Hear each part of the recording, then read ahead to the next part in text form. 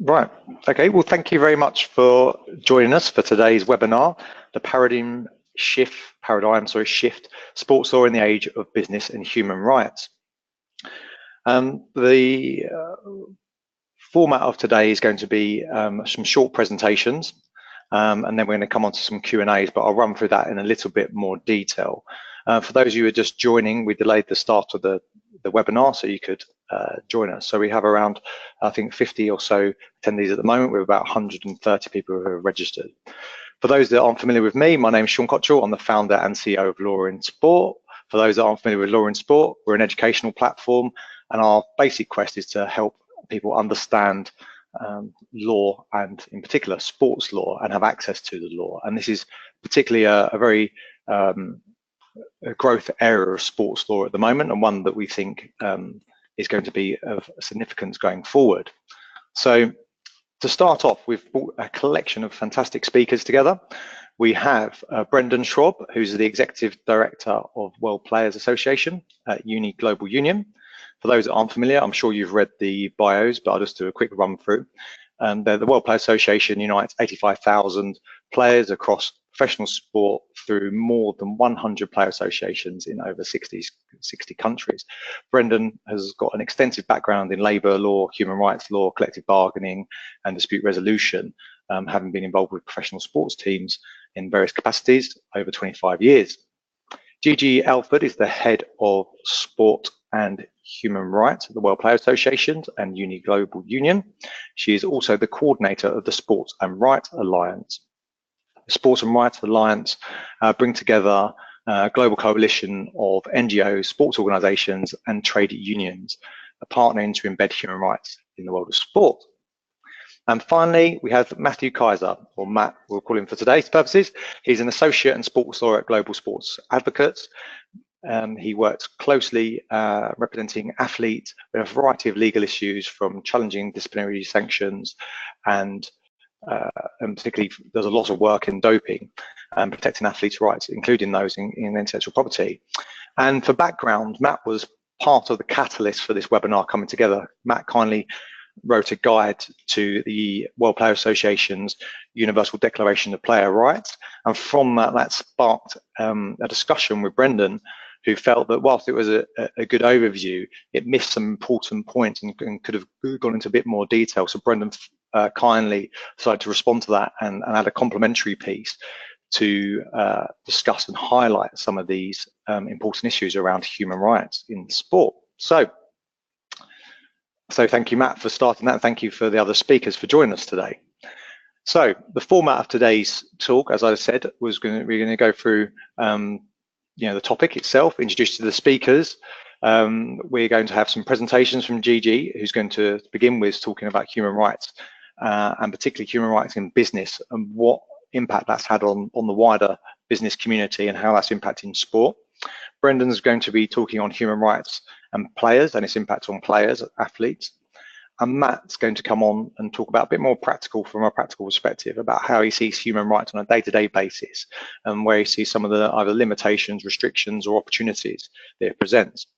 If you have any questions, there is the ability to raise your hand I believe in the top left-hand side of your control panel. So if you raise your hand, there's also a chat feature. So if you put questions in there, my colleague Manali Kalkani will be monitoring that. To begin with, we'll just allow the speakers to do their short presentations, which should take between 5 to 10 minutes each, and then we'll go into a Q&A session. So if you do have any questions, please put your hand up, because it will go in order. And likewise, you can submit through there, or you can tag us at the @LawInSport Twitter handle.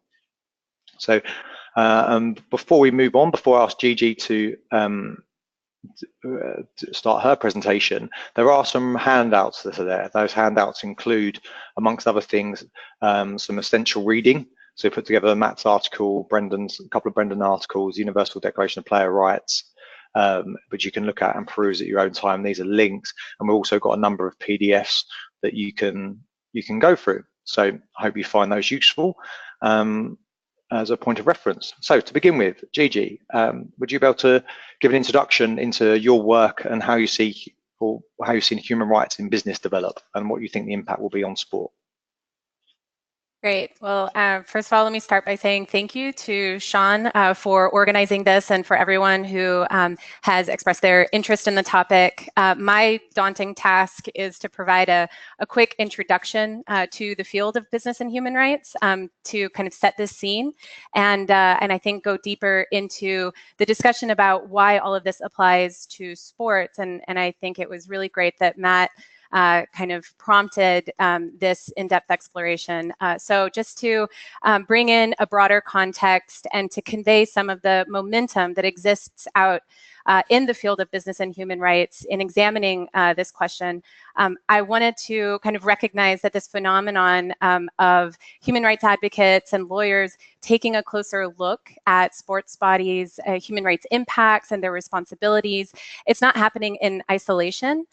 And can kind of find the impetus in three different factors. First, there's a growing trend in international jurisprudence and legal scholarship to scrutinize the relationship of non-state actors to the effective enjoyment of human rights for individuals, and business and human rights is one of the veins within this ecosystem, and we'll talk in depth about that.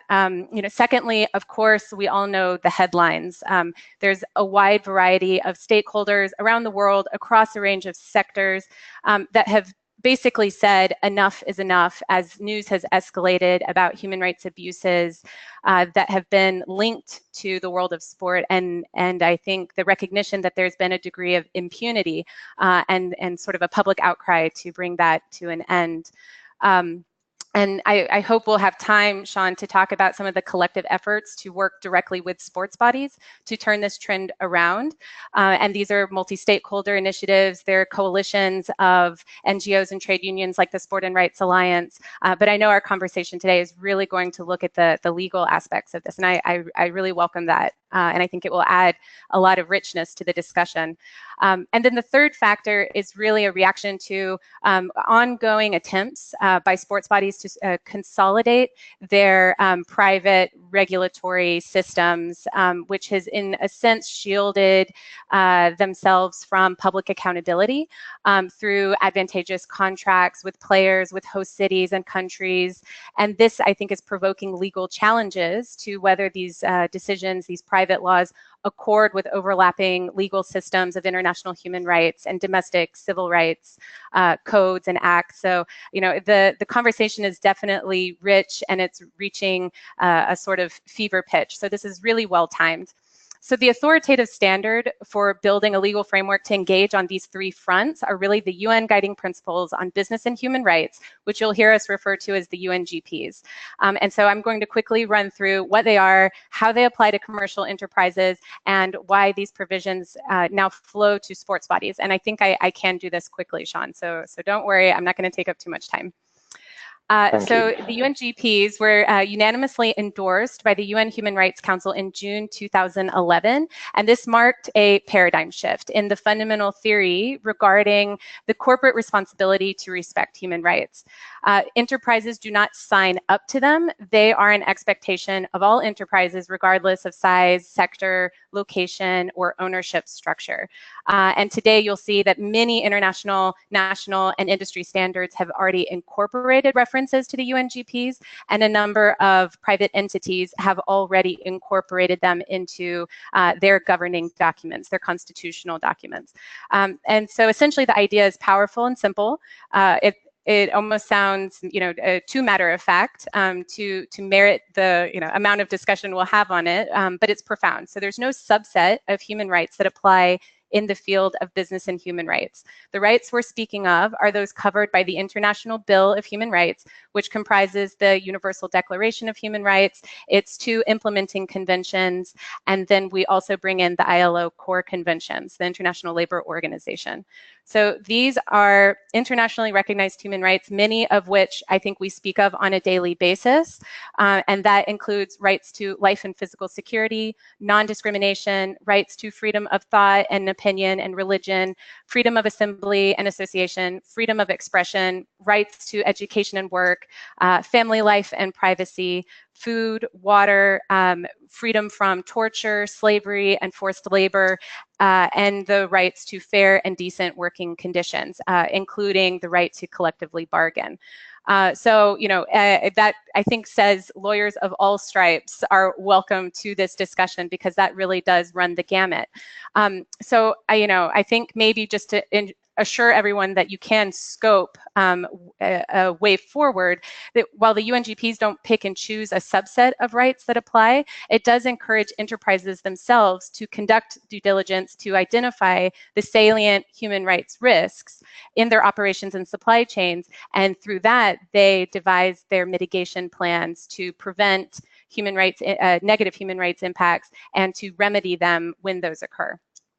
So, very broadly, the UNGPs have 3 pillars. The first applies to states as the duty bearers to protect human rights. And so I think that's the one everyone is familiar with. The second comes as an additional element of articulating that corporations have the responsibility to respect human rights, which means avoiding negative impacts, avoiding human rights harms through their activities or business relationships. And then they must address those harms when they occur. And the third pillar is that of remedy. And so when individuals' human rights are harmed, they should have access to effective remedy, both through state-based judicial and non-judicial mechanisms, and also through operational non-judicial mechanisms through grievance mechanisms, et cetera, with the enterprise itself. So we're moving beyond the kind of catch me if you can paradigm to actually strengthening the social license argument for commercial enterprises to ensure their voluntary compliance with these 3 elements. So this requires a public commitment to respect human rights that is embedded in its institutional culture. So essentially, this is a promise, a contractual pledge to uphold these, and of course creates that standing that's needed for remedy to ensue, because if there is no remedy, there really is no right.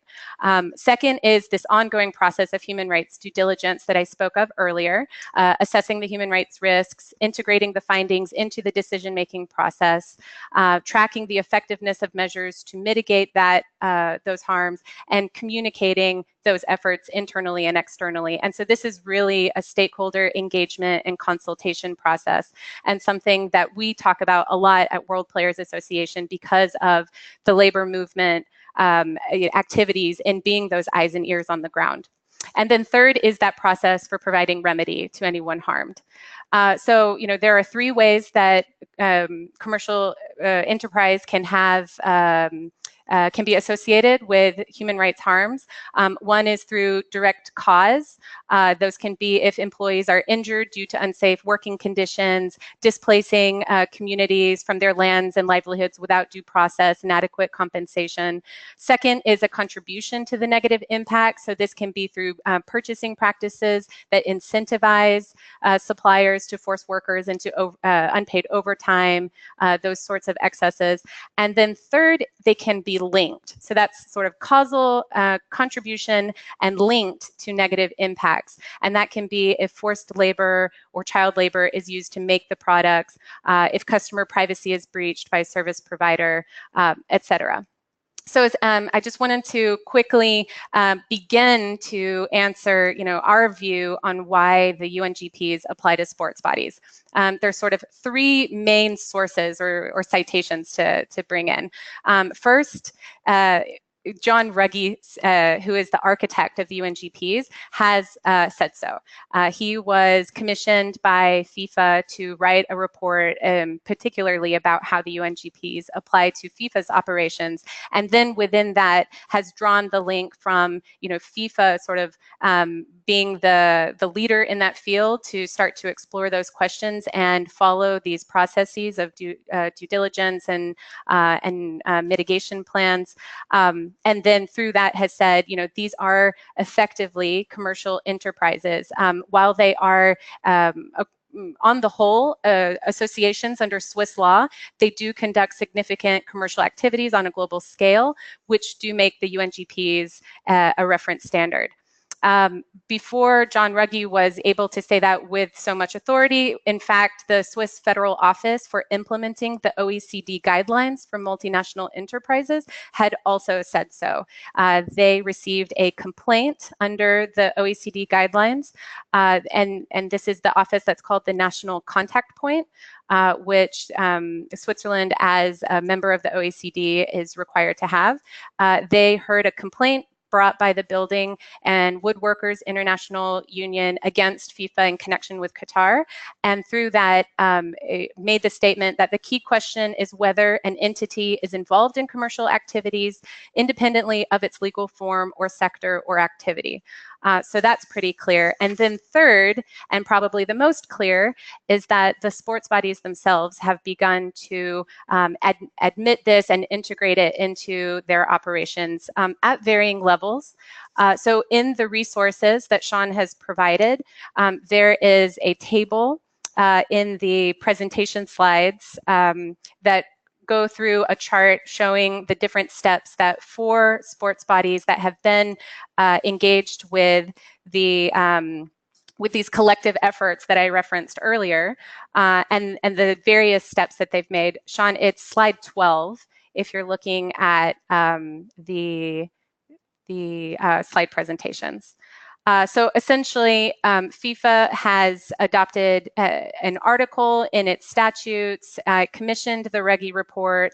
It has adopted, created a policy and presents activity updates. It's constituted a human rights advisory board. It has integrated the human rights due diligence process into the bid requirement or the hosting requirements for those that bid to host the World Cup.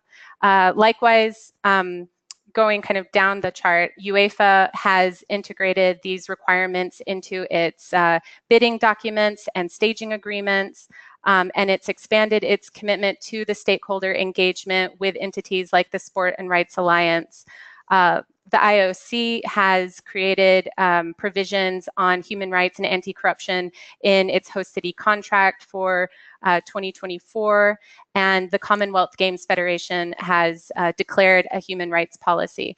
And much of this is really, the beginning of the story. And so I think where I can leave off there is, how these commitments are implemented is really the test of how they will work and how this momentum that I mentioned at the beginning will continue to build.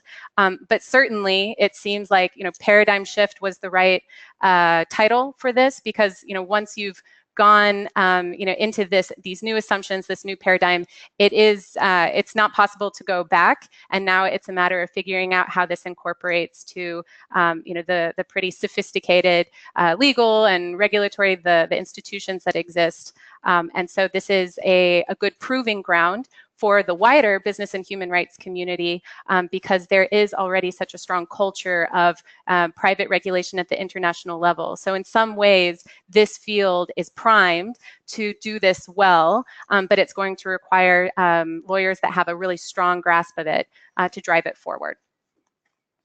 Thank you very much for that. That was very insightful. I'm sure, like me, many of the people who are listening, who are watching your presentation, have a lot of questions. I'd like to find out more about some of the success stories that have taken place in wider business. But before we do come on to the questions, I'm going to hand over to Brendan Schwab, who's going to talk about human rights and particularly its impact on players. Brendan. Yeah, thanks very much, Sean. I'm going to start where Gigi left off, where she's saying, what's the challenge of implementation? And I think that we can bring that down to probably 3 key areas. The first one is that I think it'll bring about a change in the culture through which sporting bodies conduct their activities, including make their regulations. The UNGPs impose a proactive duty on the part of any multinational enterprise, or any enterprise indeed, to assess and measure the impact from a human rights point of view of their activities. And that involves a process of engagement. So I think culturally we'll see a move from this unilateral model based on the autonomy of sport to a model which has a more positive, inclusive, proactive culture. Secondly, of course, we're going to have to see substantial changes to the content, particularly of the regulations which are imposed on athletes. In the past, these regulations have very much been based on the perceived interest of the sport, particularly at the global level, without the athletes who have a very marginal position in global sports governance being able to influence them. And the third issue is there will certainly need to be some sort of institutional accountability to make sure that the sports governing bodies do uphold their human rights commitments. And I think that institutional accountability, again, is a work in progress. I've included in our presentation, for example, one of the most important institutions, and that's the Players Association. And we've seen in recent times a massive uplift in the desire of athletes to organise themselves into player associations so that they can start to influence the decisions that impact them. The second is that there's a multi-stakeholder agreement, including with the sports, to establish an independent centre for sport and human rights. And its mandate will be to ensure that the UNGP framework is committed to and implemented effectively within the world of sport. Mary Robinson, the former UN High Commissioner for Human Rights, is presently chairing that effort, and we're hopeful that that announcement will be made in June. And of course, the third institutional question we have comes down to what Gigi was talking about in terms of access to remedy. I think this is a very important point. The Universal Declaration of Human Rights of 1948 says that when people's rights are wronged, they should have access to an effective remedy. And it's this element, together with due diligence, that gives the UNGP framework its substance.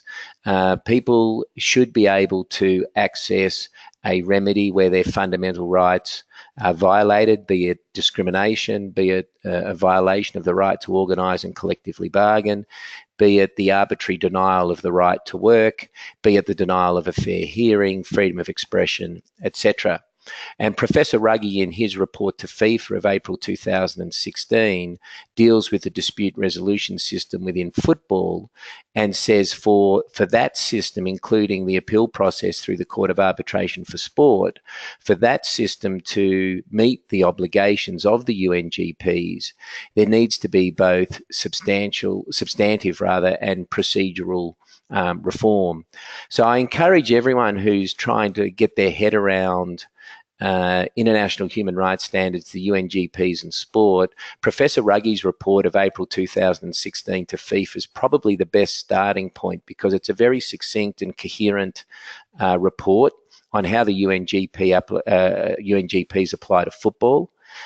Clearly, FIFA is a major international governing body, and so its human rights impacts are diverse and many, and Ruggie's report's also very strong in dealing with the position of the players. We've often said that the players have a marginal position in world sport, and we think that this is for three basic reasons, and I'll compare the international position with the national position. Pretty much up until the early 1960s, sport was seen as being something which was different, something which was special. Players played it, and they really had to submit to the system without having any real choice. In 1963, as many people on this conference call will know, we started with the Eastham case in English football, and there was a whole series of cases all the way through to the mid-90s where athletes were pretty much fighting for three things. The first one is the right to be recognised as a worker or an employee. The second, therefore, was the right to be able to organise a union so they could start to negotiate these conditions from a position of a relative equality. And the third was that the sporting governing bodies themselves were often acting in an anti-competitive way, and they could be brought to account legally if they, for example, imposed an unreasonable restraint on the trade of a player. If we compare that with where we're at globally, what is an athlete? You know, if you read the WADA code, it will give you a definition of what an athlete is. It actually doesn't acknowledge the athlete as a person or indeed as a worker. Even the notion of collective representation is deeply regulated at the international level, probably with the major exception of football, cricket and rugby, where they have global player unions to deal with. Athlete commissions are mandated, and there's certainly, in my experience, been great sensitivity, for example, on the part of WADA in dealing with the organised athletes, which have a strong record, for example, in collectively bargaining anti-doping matters. Organisations like the Major League Baseball players who are affiliates of our organisation. The third issue, of course, is that the sports aren't treated as trusts or subject to anti-competition law. They see themselves as autonomous, and so this privileged status has given them even greater power. The application of the International Human Rights Framework changes this importantly because it introduces a legal system to the global level which previously did not apply. And that's why we think it's a very important stepping stone towards starting to build within the international framework of sport the very strong collective framework that we've seen in many countries which have grown and prospered since the advent and emergence of collective bargaining. I'll just conclude by referring to two important documents that we've prepared, because clearly our challenge for the World Players Association is how do we make this practical?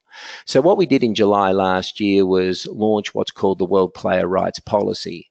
And it essentially calls on the sport governing bodies to do 4 things in accordance with the UNGP framework. The first is to adopt a coherent player rights policy, which is a commitment to uphold the fundamental rights of players. The second is to undertake a proactive due diligence, and I'll give you a couple of case studies perhaps in Q&A on how that due diligence process can work. Third, of course, is to provide access to a remedy. And the fourth point is this notion of monitoring, reporting and engagement. If we look at the World Anti-Doping Agency, for example, it's published an opinion to say that its code is human rights compliant, but it does not have a human rights policy. It does not undertake a due diligence to measure the human rights impact of its work on athletes, and it doesn't provide access to a remedy where human rights of athletes have been violated. It also is very reluctant to engage with organised players. We're confident that will change, and we deal with WADA on a regular basis. Following our player rights policy in July, we launched in December last year, and we had a major event where all the major player associations of the world became signatory to the Universal Declaration of Player Rights. And this document builds on international human rights standards as articulated since the Universal Declaration of Human Rights in 1948. And we've reduced the relevant rights into 4 key pillars. The first pillar is what we call access to sport, which is the fact that the practice of sport, even according to the Olympic Charter, is a human right. It deals with the rights of children, it deals with non-discrimination, it deals with gender, equity, and so on, that first pillar of access to sport. The second pillar are the labour rights, which Gigi mentioned, the right to organise and collectively bargain, fair and just remuneration, equal pay, and of course a healthy, safe workplace and sporting environment. The third pillar deals with what we call the personal rights, the right to privacy, the right to the protection of one's image, the right to education, which of course is fundamental. And finally, of course, fourthly, we deal with the legal rights, the right to due process, the right to a fair hearing, and the right to access an effective remedy. That document, which took 2 years to develop, brings together 50 to 60 years of international human rights jurisprudence, insofar as our experience as athlete representatives since the early 1960s see those issues to be relevant to players. We then have added, of course, an overarching duty, and that is a duty on every player to ensure that the rights that are set out in that declaration are enjoyed by fellow players and indeed by everyone who's involved in sport. And therefore, if athletes want access to a fair and clean sporting environment, then they are under a duty to ensure that their own activities are in fact clean and fair. Thanks, Sean. Thanks, Brendan. I've got a couple of questions for you, but I'll hold fire. I can see that we've got a couple of hands raised and questions being submitted. So once Matt has finished his presentation, then we'll come straight to, I think it's best to get some participation involved as early as possible. And I know we're running slightly behind because I delayed the start of the session, so apologies for that if any of you are on tight time frames, but hopefully those who wish to participate in the Q&A can do so. So thank you, Brendan and Gigi, for that. Matt, obviously you're a sports lawyer working in the field. You've just heard what Gigi and Brendan has said. I know that you're in principle very supportive of human rights, which I think many of the people listening will be glad to hear. But how do you see it panning out in practice, or what are your concerns about it? And I'll just hand over to you. Just be interested to get your thoughts, given that you know, it was your summary that sort of sparked this. Sure. So the line of work that I do, and I work with Paul Green, who many of you might know as one of the better and best lawyers in this field. We work in anti-doping, intellectual property disputes, safe sport disputes, and I've gotten to see over the last couple of years that I've worked with him how athletes' rights have been stifled, or they don't even are aware of what rights that they're given. So the publication of the World Players Association's Universal Declaration of Rights last December was a great achievement in my perspective, because it brought to light the poor status of the overall sports system as it currently is sit, and it brought to light what daily occurrences the athletes face that are contrary to what rights that they should be given. And so I published the article, thanks to LawInSport, from the perspective of an attorney who has seen these problems and disadvantages. And for example, many of our clients are completely unaware of what rights that they're given under the World Anti-Doping Code, such as the ability to obtain retroactive therapeutic use exemptions. And in other situations, these sports governing bodies have disproportionately severe sanctions against these athletes, forcing them to waste resources and also be suspended for at times a longer period unnecessarily. And in one other instance, we had a minor who wanted to play football abroad, soccer abroad, and he was prevented from doing so because of FIFA's strict protection of minor rules. So I think that there's both a great understanding of these rules and humanitarian rights that need to be enforced, but at the same time, it can be taken a little too far and actually hurt athletes' opportunities to participate in sport. So as a result, the article I wrote offered potential solutions to take the Universal Declaration of Players' Rights a step further, so that one day athletes could be on equal bargaining level with the sports governing bodies, and ensure that both sides come to a compromise and further enhance and grow the sport around the world.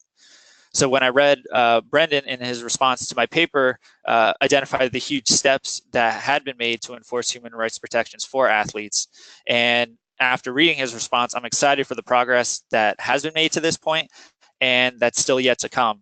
So as probably everyone of my colleagues would agree, this is a great and dynamic time to, be, first of all, a sports lawyer, but also just in the sports world to see all the beneficial changes that are coming around daily. So I can elaborate more as we get into different Q&A, but I think that gives a broad overview of just generally, from my perspective, seeing the nuances and actual, day-to-day issues that come up. And yeah, we want to ensure that every player gets has the human rights and due process and everything, but in reality, at times it just isn't met, unfortunately. Well, thank you very much for that, Matt.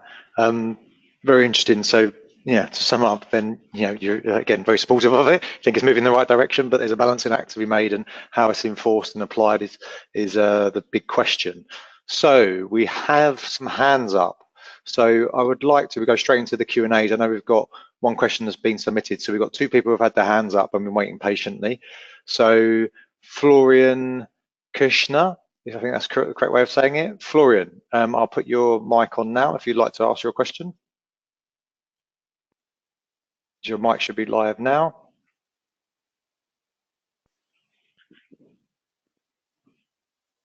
Can you hear us, Florian?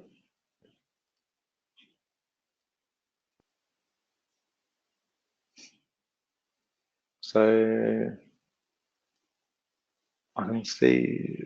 Okay, well, we'll come back to Florian and try Marlon Gilbert Roberts. So Florian, we'll come back to you because we can't hear you at the moment. So I'll come back to you after trying Marlon. Marlon. Good afternoon. Good afternoon. What's your Hi, question? Who's it for? So could you just say what it is you do and what organisation you're representing, or if it's a personal capacity? I'm in a personal capacity. I'm an attorney, and I have an interest in sports law. And I'd just like to thank the members of the panel for a very interesting discussion and for your various perspectives. My question relates to the latest decision by the IAAF on gender identification. And I just wanted to ask Brendan in particular what his view is on the decision and whether or not he thinks it's discriminatory in any way and how. And perhaps this question can be thrown open to the rest of the panel as well. Thank you. Great, thank you very much, Marlon.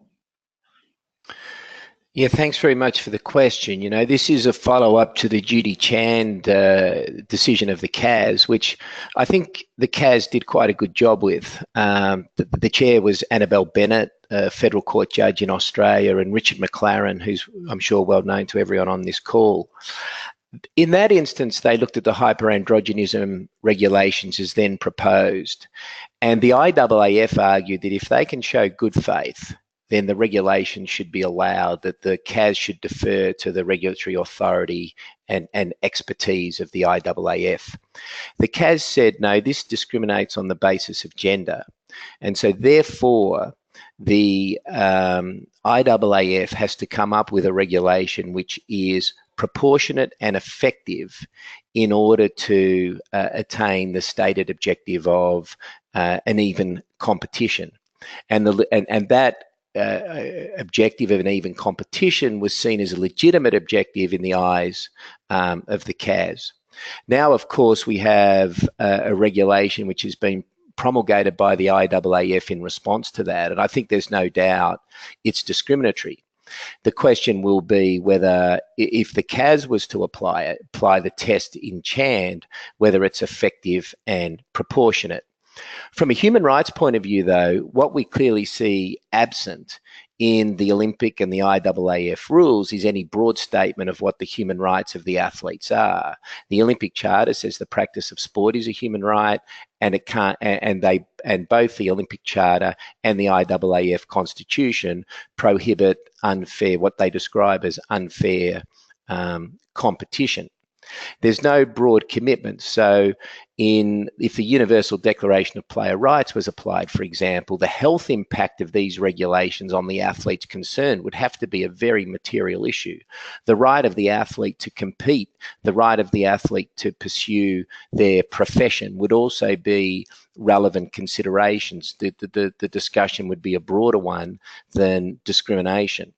And what we've also seen from the research of the IAAF is there's a lot of research to justify it on the basis of the so-called fairness principle. But there's been no human rights impact assessment. What would be the impact on the short-term and the long-term health, physically, mentally, and from a social well-being perspective of any athlete that had to take this medication or have their hormone levels, testosterone levels reduced to the level required by the regulation? What would be the impact on them in terms of health, professional, etc., etc.? And what straightforward access to a remedy does the athlete have in order to contest this decision of the IAAF? Those broader mechanics aren't there at the moment, although there is the possibility of, based on the Chand decision, a very interesting arbitration process before the CAS. But the CAS does not have the same human rights expertise as perhaps the legitimate grievance mechanism would to deal with this matter as broadly as it needs to be dealt with. Thank you, Brendan.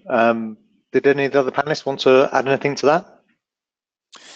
I would just, oh, sorry, Gigi. I don't know if you were going to jump in, but to just actually question or pose a question to Brendan, with all these unions and player associations, how do you feel that a players association or union can balance all these different interests of their athletes?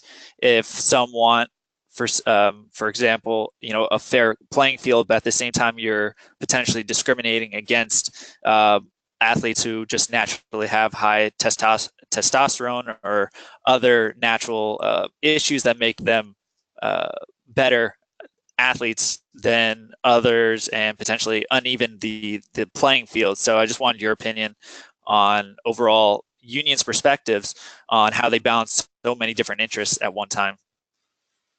Well, collective bargaining is a way in which these interests have been balanced for many years, aren't they? Like, for example, the right of free agency has always been something that we've been willing to negotiate.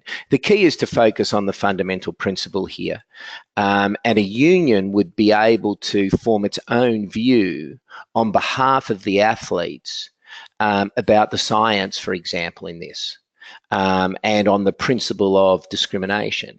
And we would have to speak to the athletes concerned.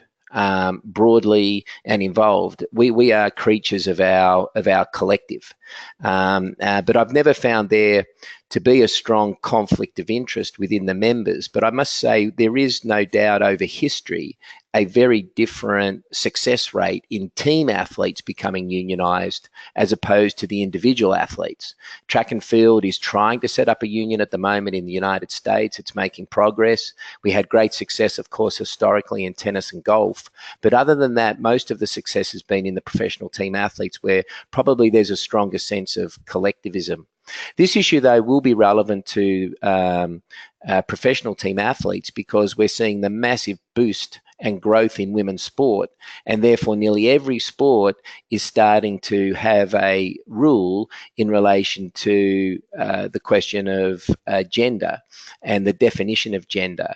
And my discussion with athletes is that the starting point for that rule should be a principle of inclusivity, recognizing and respecting the way people see their own identity, and rather than one of capricious exclusion.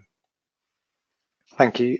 Gigi, I'm not sure if you actually wanted to add anything on that, or should we've got some other questions. I think this is a great question, and just wanted to actually add a few resources to recommend that the participants check out. First of all, there has been a very in-depth exploration of how the principles of gender identity and discrimination, et cetera, apply to different spheres of society, and the application of international human rights law and standards to those questions.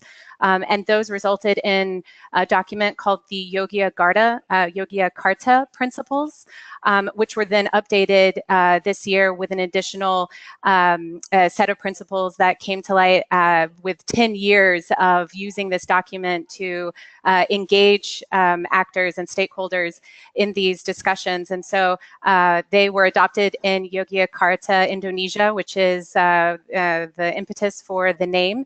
And there are principles in there that look specifically at these 4 pillars of applying rights in the context of sport, with access and personal rights, legal rights, etc. And these specific issues are addressed head on, and these come from the experts. So I really recommend that those who are looking into this case check those out. So what we can do is, just to add, the documents that you're talking about, for those people who are listening, on the events page, what we'll do is we'll make sure we update the events page on LawInSport, so you've got it there, and maybe do a summary of this when we link to the public, or maybe when we publish this on the website, so we can, for those people who have any issues with any of the downloads or any of these documents that Gigi or the others are referencing, we can make sure they're all collated into one place for you. So sorry, carry on, Gigi. Thanks, Sean. I'll try to make it quick. Second, another reference to some authoritative statements that the law, the private rules and laws that govern sport must be consistent with international human rights law. Came recently from the UN Human Rights Council in its biannual resolution on promoting human rights through sport and the Olympic ideal.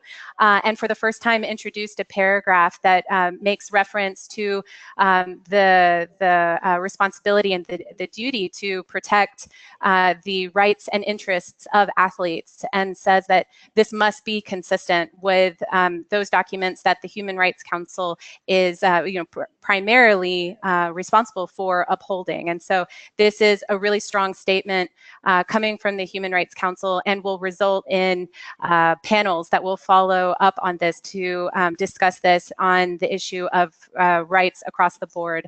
And so something that I think lawyers should watch closely to get those statements about how this, what are the best practices at the national level, and what are the standards that are being set at the international level, and how this applies to federations and associations at these different levels of engagement and responsibilities.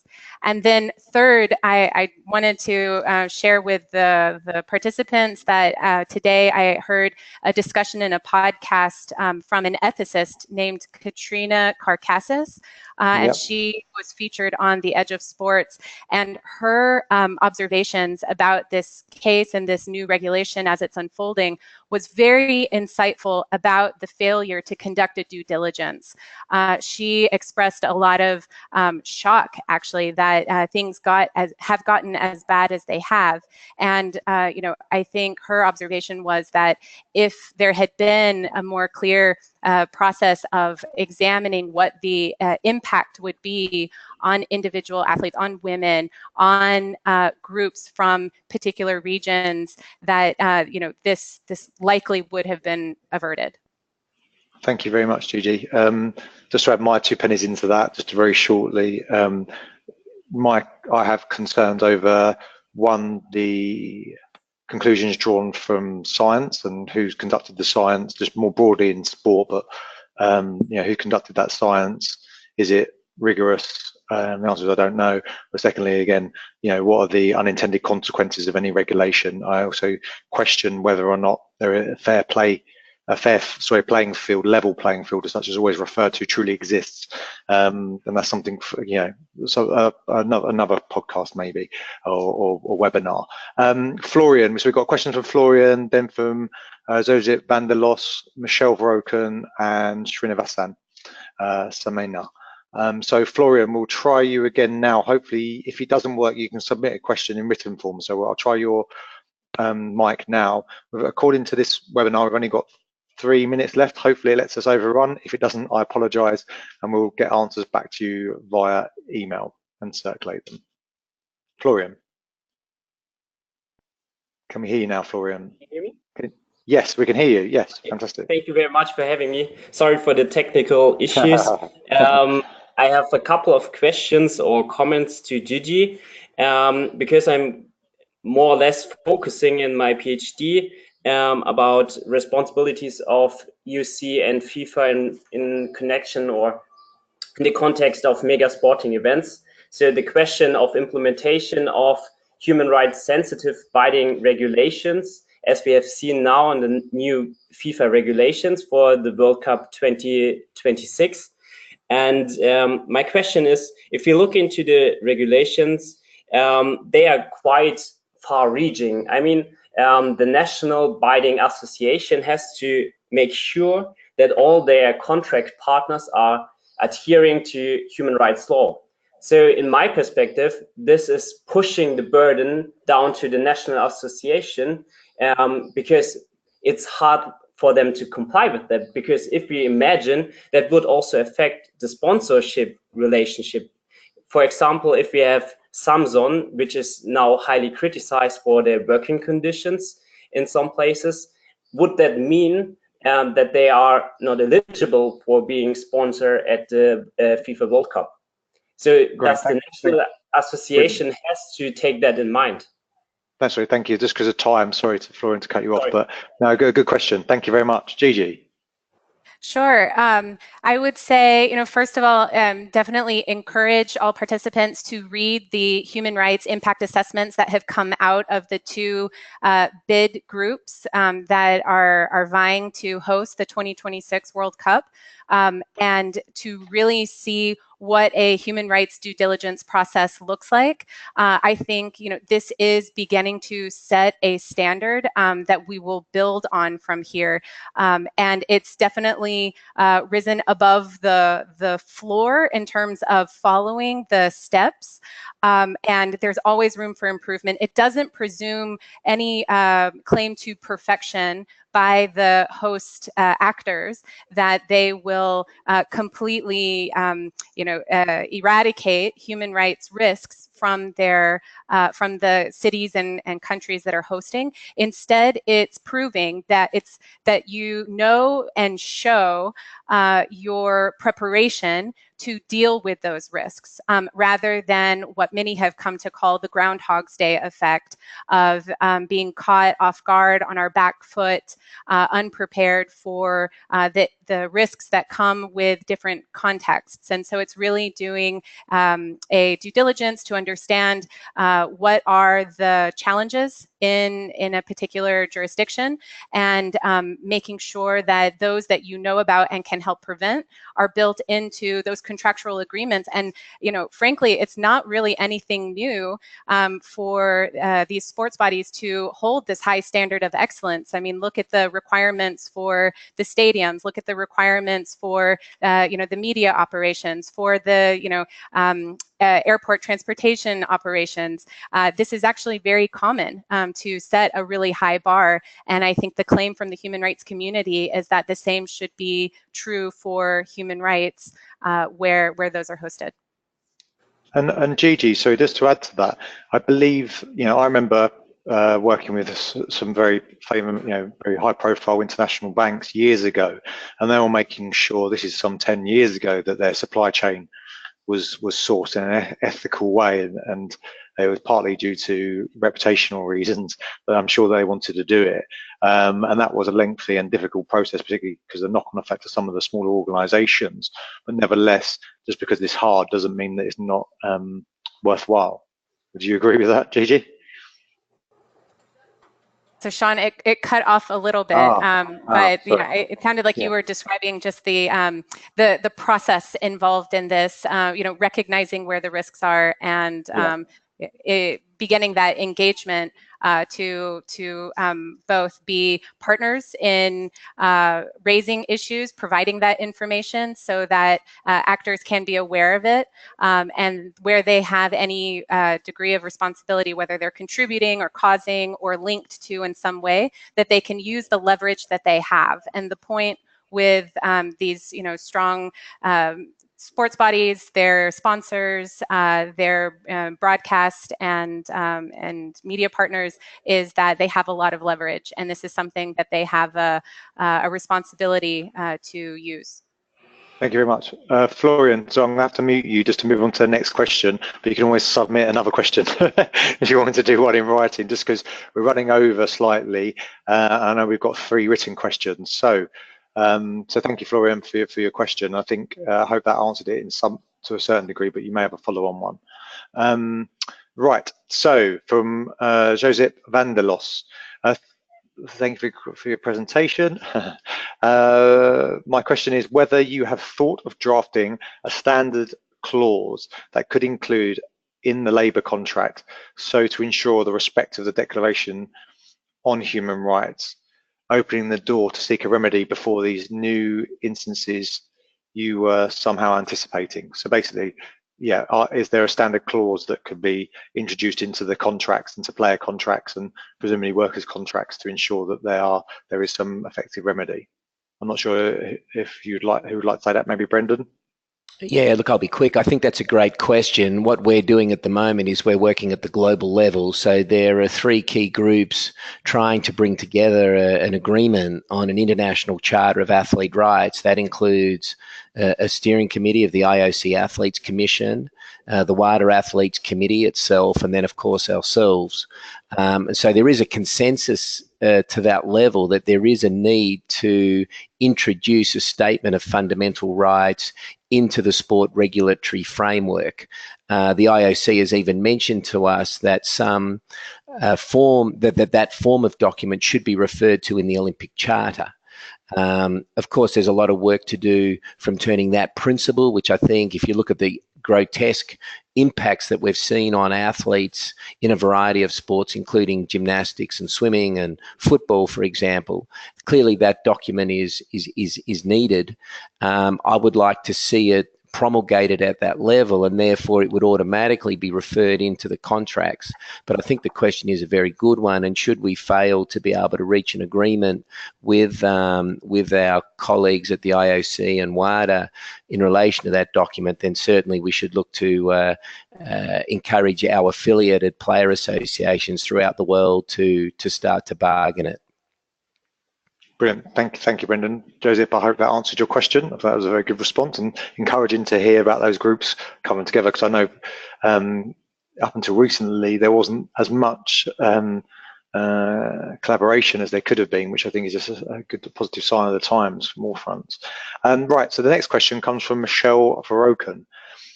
Do you foresee a problem if athletes have already signed to agree to present disputes, including human rights, to CAS, and yet would refer, I think that's HR, I'm presuming human rights, and yet would prefer to present their case to a national human rights court? Should athletes resign or not sign to commit to CAS as a sole dispute resolution chamber?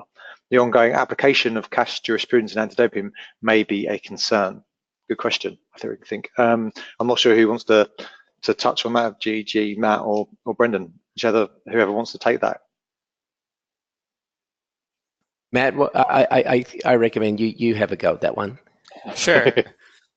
So I guess that led to my article as well. One of the questions that I posed was who was going to be the governing body when these human rights disputes came up or were involved. Would it be the national governing bodies of the sports, and then you can appeal to CAS, or would it be a separate chamber under the Center of Human Rights or some other governing body? Right now, I mean, all disputes that are sporting in nature and that the athletes agree to would, because of the contracts that they've signed and participation in these international federations and different sports, would end up at CAS. But I think you can make an argument that if they, I don't know, you definitely can sign a new contract that exculpates the human rights specific violations to a different judicial body, whether that judicial body is independent or, again, is sent to the national courts and the states have to deal with it. Maybe Brendan or Gigi can add to that, but yeah, right now there's the issue I saw was whether or not these human rights violations would be dealt with in CAS or would be dealt with probably more state-based judicial systems. Great. Yeah, look, it's a great question, and I think that's right. If we look at Kristen Worley's case, which went to the Ontario Human Rights jurisdiction, the reason that was able to go there was that she refused to sign her athlete's agreement, which meant she effectively had to forfeit her right to compete. The Judy Chan case involved a human rights matter going to the CAS because the athlete was bound by the system. The United Nations guiding principles are very clear, and that is that the athlete should have access to an effective remedy through judicial and non-judicial means. And indeed, it takes a very dim view of the practice of sports to condemn athletes in seeking to have their rights upheld through judicial mechanisms outside of the sporting framework. And Ruggy's report again to FIFA is very, very interesting reading on that, and talks about the threats made to the women players at the Canadian World Cup who filed a discrimination claim because the World Cup was going to be played on artificial pitches. The issue, though, for the CAS is it does need reform. Principle 31 of the United Nations Guiding Principles sets out the criteria for an effective grievance mechanism, one of which is that it must be rights compliant, and the CAS at the moment isn't, because it's really only interpreting the contract, and the contract is made up by the sporting regulations and doesn't have broader reference to the human rights framework, and that's why a charter of athletes' rights within that framework is needed. We're certainly very interested to negotiate a grievance mechanism within the Centre for Sport and Human Rights. We're in discussions with the Permanent Court of Arbitration in The Hague for it to have the seat for that mechanism, and that's going to be a very, very lively discussion for the major part of this year. Great, thank you, Gigi. Did you want to add to that, or I think we've got two more questions? I think for time, and Gigi, unless you had anything substantial you wanted to add, I think we go to the next questions. Was there anything? I think we can move on. I do agree with what's been said, and fundamentally, what we're seeing in practice is that when athletes have tried to go to a national court to bring a human rights claim, they have faced significant denial of their profession, their love of the game, their access to the sport, but they've also faced other reprisal threats. And that's a practice that, in addition to creating these alternatives, like Matt and Brendan were speaking to, the practice of denying access to an effective court, which I think is what the question was really hitting on, is, these are essentially pledges to closed arbitration. And when that is coupled with reprisal threats for seeking a human rights remedy, is definitely a denial of rights, procedural rights, but substantive rights as well. And we can link to the podcast I've done with Kristen Worley about her battle in Canada and what happened there. It's really interesting. She listened to it, but she decided not to sign an agreement for that very reason, which I know Michelle knows all too well. I know Michelle, who asked that question for background. Right, the next question. So thank you very much for your answers. I am Srinivasan, a lawyer from India. Brendan, you mentioned the concept of a proactive due diligence. Would it be possible to elaborate on the same? How does the concept of due diligence fit in here? Who are the parties involved, and what are the subjects being examined? Thank you. Now, Gigi, I know you mentioned, and we can link probably again, I should imagine we'll be able to upload the assessments that were done by the World Cup bidding teams for the latest round, so we can link to that to give some example, I think. But Brendan, do you want to tackle that? Yeah, it's a great question, and it's going to be, I think, the development of due diligence and the development of the effective grievance mechanism to provide access to remedy. These are going to be the two really big developmental areas this year. Last year, we started to see the development of the human rights policy. So FIFA has a human rights policy which sets out what it identifies to be its salient human rights risks and makes express reference to the players, and that policy in its own terms is binding on FIFA. That policy provides the starting point because there's been some due diligence to inform what it perceives to be the risks. We did a lot of work with a basketball player named Bilkis Abdul Qadir, who was a Muslim basketball player who was unable to play because she wanted to play in a hijab and not have to choose between her love of sport and her faith. There was a rule in FIBA that prohibited the wearing of headgear, ostensibly for health and safety reasons. So that's a rule that exists for a stated reason, and it's allowed to sit on the books because no one's done a due diligence to identify whether the regulations which are in place in this are, for example, discriminatory either directly or indirectly. Had FIBA been undertaking that proactive due diligence and given the experience in soccer 1 or 2 years beforehand, we would like to think it would have become clear to FIBA that this rule was potentially in violation of its commitment not to discriminate on the basis of gender and religion, and FIBA itself would have acted without the need for a player to challenge the system, because as Gigi mentioned, an athlete having to do that, which we call the reactive model, is often a career-ending situation, and it cost Bilquis 3 years of her career, and she's still trying to re-establish it. That's just a little case study to show what we mean. And we mentioned earlier, for example, the lack of an impact assessment on the track and field athletes with the new hyperandrogenism regulations.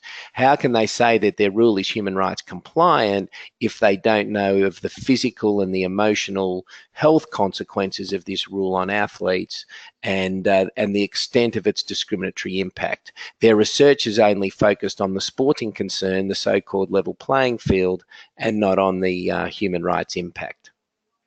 Thank you, Brendan. This can be the last question just because we're going over. Okay, there's 2 questions. We can go for quick responses. This is the last questions. As always, at the end, we get a flurry of questions. So, Kachi Okaziki, sorry, apologies for that, Kachi, is a commercial lawyer from Nigeria and has asked questions. Thanks, Gigi, for a great presentation. I get the impression from your presentation that progress will require massive sensitization and a capacity building on the Declaration of Human Rights in sport among lawyers, administrators, and other stakeholders. Is there currently a practical plan for this? So I think it's been alluded to a little bit in some of the answers, but Gigi, did you want to allude to that as in terms of how do we proceed? It's a wonderful question to kind of tie everything together at the end as well, because it does loop all of these threads into collective action going forward. One of the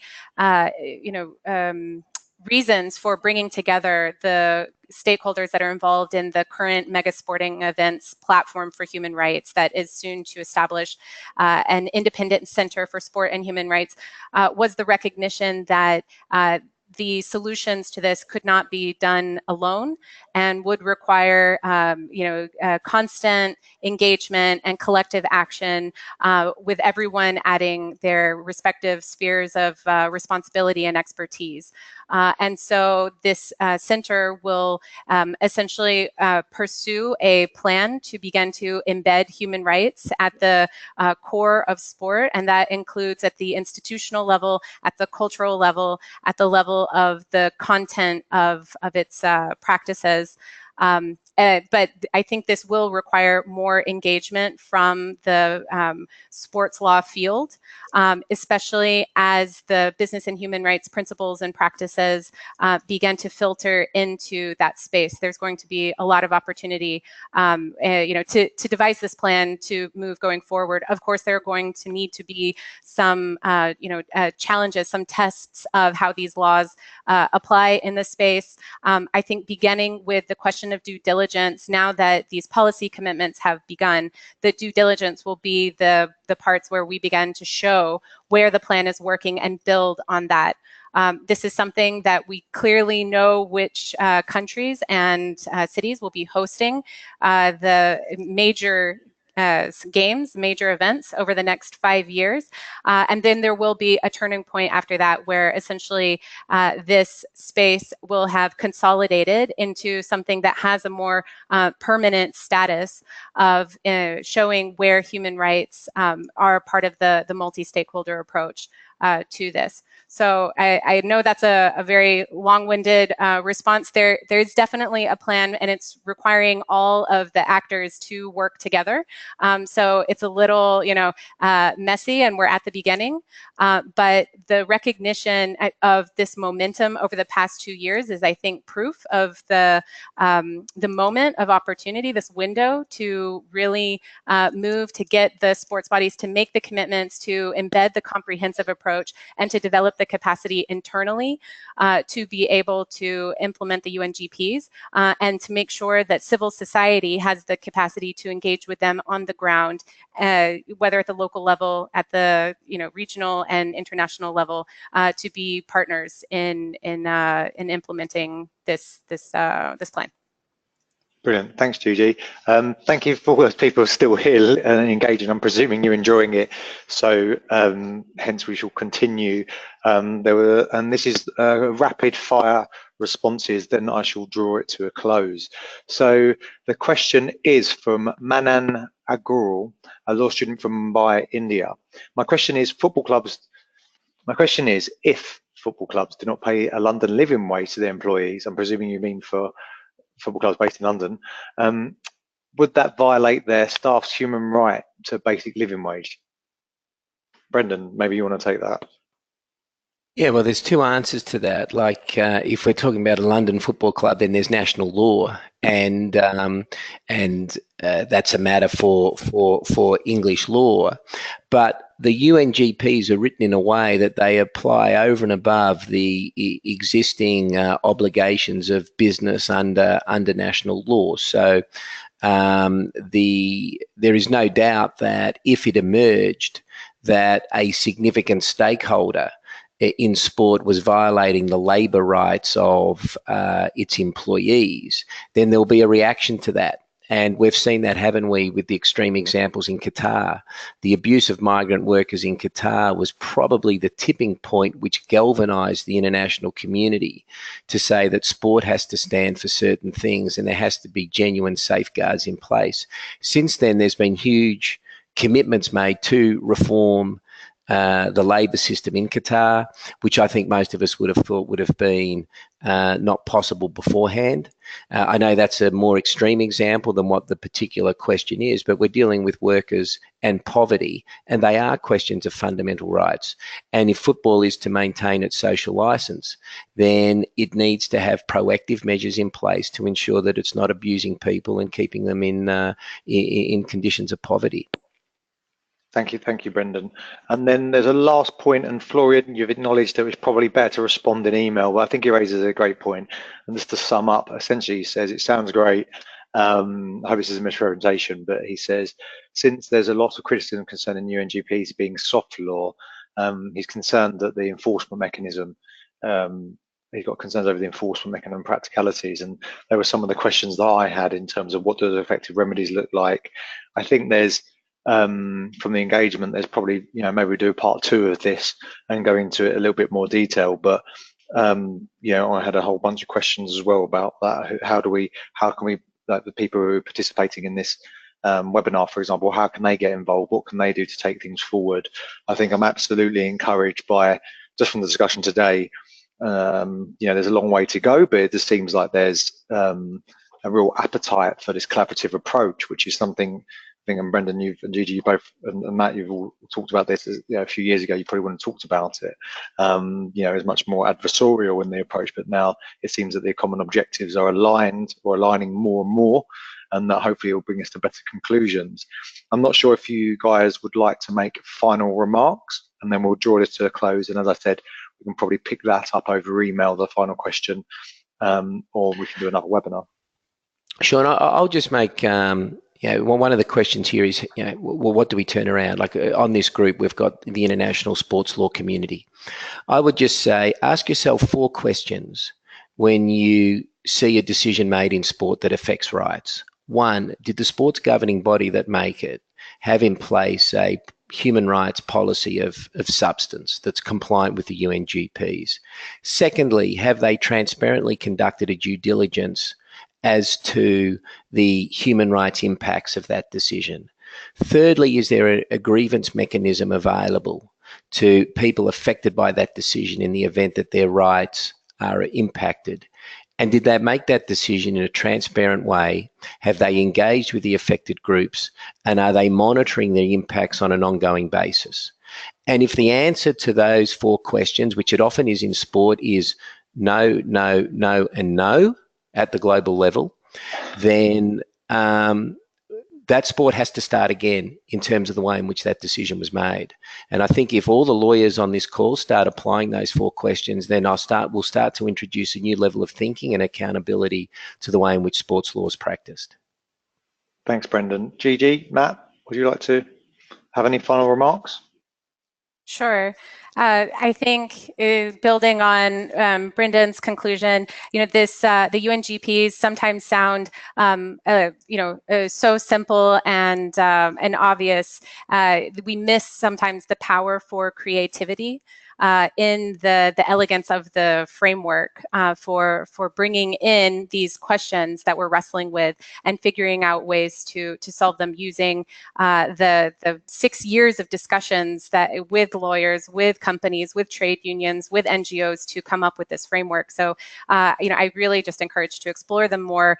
Know that when Professor Ruggie developed the UNGPs, when he first began promoting them, he didn't conceive that we would be having this conversation today. So it just shows you that in some ways what has been created here has its own creative power. And, I think about Florian's question, and I know that, 4 years ago, I was researching these questions, and I didn't have all the precedent. I didn't have all of these commitments to be able to do the analysis that he's likely pursuing. And, for me, some of the conclusions I reached were, are completely different than the conclusions we would reach today. If I were doing my research again.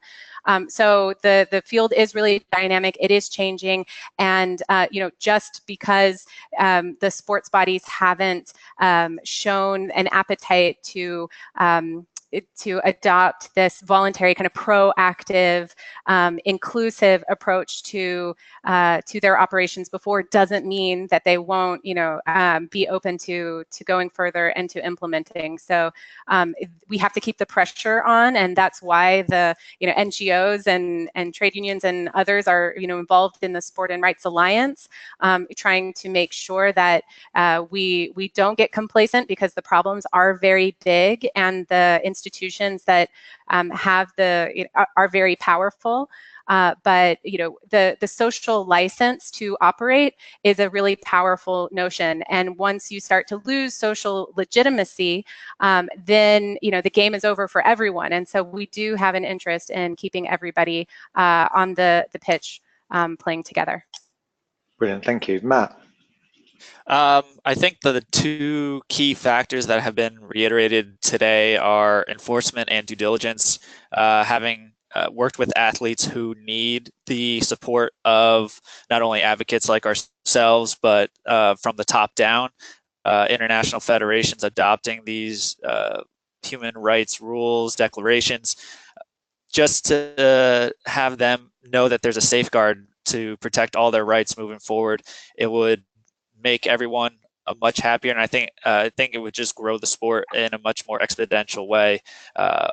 And so I think that whoever is implementing rules needs to do a better job at understanding and assessing the repercussions for every athlete, and not just, as Brendan said, looking at the competitive balance. And I think if that's done and a more collaborative effort is developed, it's going to be a great world that we're going to live in. Thank you very much. So to draw this to a close, I'd just like to thank all the people who have participated. Thank you for your fantastic questions and for engaging. I kind of guess to a certain degree, appreciation to the choir, to some of the people, if you've taken the time to either listen to this or engage, you're probably on the right path. I know when I went to the World Players Association Player Development Conference, I've had the privilege of attending, there was constantly talked about better people make better players. And I think that building on that in the world of international sport, and sport is international, affects all of us, and whether you're a sports law executive, an academic, a student, an athlete, whoever, we are all interrelated. And I think Gigi summed it up nicely, that the game's over if we don't protect it, if we don't try to weed out some of the negative practices and conduct that we've seen happening. And I think everyone wins, reputationally and on a practical and ethical way, if we can start to engage and collaborate more effectively. And I think this is as has been highlighted so eloquently by the speakers today, a great time of opportunity for all of us who are engaged in this movement in sports law and sports business and development of sport, for whatever level, grassroots or a professional level, that there's a real opportunity here for a positive change and dialogue. So yeah, thank you very much for the speakers. It was thoroughly enjoyable from my perspective. I hope you enjoyed it as well. If you have any feedbacks, please email us at events@LawInSport if you'd like to see more of this, if you'd like to maybe we can put something else on a different time slot if it's more convenient for you, or do an in-person event. Please let us know, because we try to help people understand the law, and if we can do that in any way, we will do. Thank you very much. Thank you. Thank you very much, Sean, and we really appreciate your support as always. Pleasure.